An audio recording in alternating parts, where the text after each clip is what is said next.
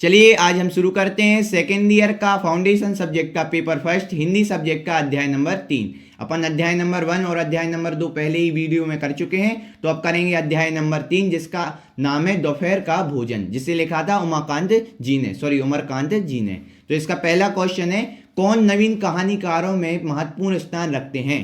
तो इसका आंसर है अमरकांत जी। इसके बाद करते हैं अगला क्वेश्चन दूसरे वाला, जिसमें पूछा गया है कि कहानी में कौन मुख्य नारी का पात्र निभाता है? तो इसका आंसर है सिद्धेश्वरी।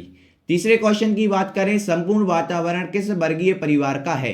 तो इसका आंसर होगा निर्धन वर्गीय परिवार का। जो संपूर्ण वातावरण किस वर्गीय परिवार का था उसमें कहानी में, वो था निर्धन वर्गीय परिवार का। चौथा क्वेश्चन है, कहानी में कैसी भाषा का प्रयोग हुआ है? तो शुद्ध परिमार्जित हिंदी का प्रयोग हुआ है। इसके बाद अगले क्वेश्चन की बात करें कि अमरकांत कैसे कथाकार हैं? तो इसका आंसर है मानवीय संवेदना और अंतर्दृष्टि कथाकार हैं। इसके बाद अगला क्वेश्चन है छठा, दोपहर का भोजन कहानी किसकी यथार्थता की कहानी है? तो मानवीय संवेदना की। ये हो गया इसका आंसर। अगला क्वेश्चन है, सिद्धेश्वरी जी के कितने लड़के थे? तो इसका आंसर है 3। इसके बाद अगला क्वेश्चन बात करें तो रामचंद्र कितने वर्ष का है? तो 21 साल का है कौन? रामचंद्र। ठीक है। इसके बाद अगला क्वेश्चन है, सिद्धेश्वरी के पति का नाम क्या है? तो मुंशी चंद्रिका प्रसाद इनके पति का नाम है। 10वां क्वेश्चन है, सिद्धेश्वरी के लड़कों के नाम क्या हैं? तो एक है रामचंद्र, दूसरा है मोहन और तीसरा है प्रमोद। 3 लड़के थे तो तीनों लड़कों का नाम है रामचंद्र, मोहन और प्रमोद। अगला क्वेश्चन की बात करें 11वें क्वेश्चन की, तो कौन घर से भागा हुआ था? तो इसका आंसर है मोहन। इसके बाद किसने रेवड़ी खाने की जिद पकड़ ली थी? तो प्रमोद ने। इसके बाद अगला बात करें 13वां, दोपहर का भोजन कहानी के लेखक कौन है? अमरकांत जी हैं। इसके बाद अगला क्वेश्चन है, खाना बनाने के बाद सिद्धेश्वरी ने दोनों घुटनों के बीच सिर रख लिया क्योंकि उसे भोजन की चिंता थी। इसका आंसर है। ठीक है ना? समझ में आया कि किस प्रकार से करना है। ऑब्जेक्टिव क्वेश्चन अपन कवर कर रहे हैं। इसके बाद 15वां क्वेश्चन की बात करें तो उसके कलेजे को पानी लग गया था क्योंकि वह भूखी थी। इसके बाद अगला क्वेश्चन है 16वां, प्रमोद के हाथ पैर बासी ककड़ियों की तरह थे क्योंकि उसे संतुलित भोजन नहीं मिलता था। ठीक है ना? इसके बाद 17वां क्वेश्चन है, समय आने पर ठीक हो जाएगी कथन से अभिप्राय है? तो इसका आंसर है नौकरी मिल जाएगी। समय आने पर ठीक हो जाएगी कथन से अभिप्राय है कि नौकरी मिल जाएगी। 18वां क्वेश्चन की बात करें तो रामचंद्र स्थानीय अखबार के दफ्तर में क्यों जाते थे? किसके लिए? प्रूफ रीडिंग के लिए स्थानीय अखबारों के दफ्तर में जाते थे।